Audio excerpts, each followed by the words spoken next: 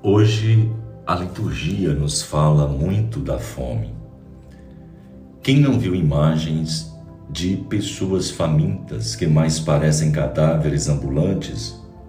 Deus nos convida a partilhar o pão da vida com todos aqueles que têm fome de amor, de liberdade, de justiça e de paz, de esperança. A primeira leitura do livro dos Segundos Reis, capítulo 4, versículo 42 a 44, fala do pão partilhado de Eliseu. Um homem, durante uma longa carestia, ofereceu generosamente a Eliseu o pão das primícias, 20 pães de cevada. O profeta não guarda para si o precioso alimento e manda repartir com o povo. Dá ao povo para que coma.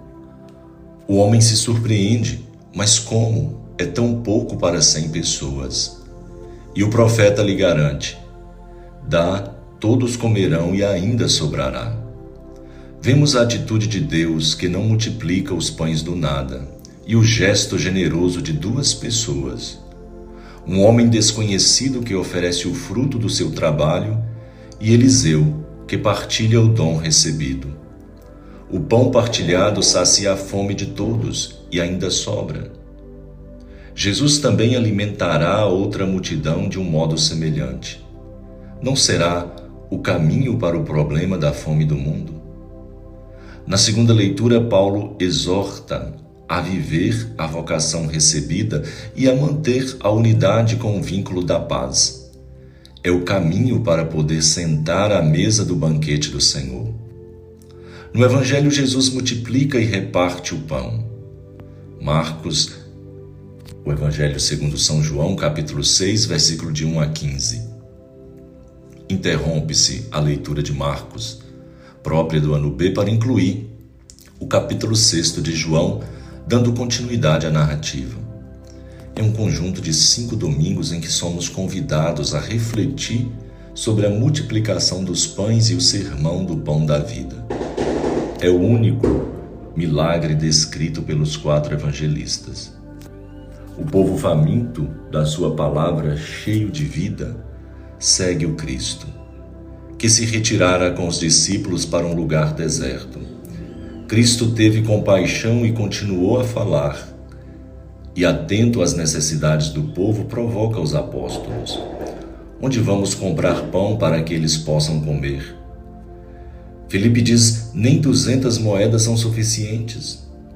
André: um menino tem 5 pães e 2 peixes, mas o que é isso? Jesus diz: fazei-o sentar. Tomou os pães, abençoou-os e distribuiu. Na partilha todos ficam saciados e ainda sobra muitos alimentos. E a reação do povo? Quer fazê-lo rei. Não entenderam o sinal que acompanha a sua missão. Jesus não veio para distribuir cestas básicas e ser eleito prefeito. O verdadeiro pão que alimenta o mundo é Jesus, a palavra do Pai. E Jesus retirou-se para a montanha. O povo continua a ter fome. Além da fome material, que é uma questão angustiante do nosso tempo, existe a fome de outros valores humanos e cristãos.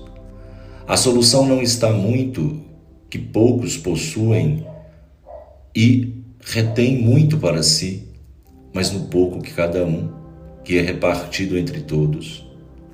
Olhando o Brasil, um país tão rico, com uma população tão pobre, o que significa hoje para nós a ordem de Jesus: dai-lhes vós mesmos de comer? Qual deve ser o caminho?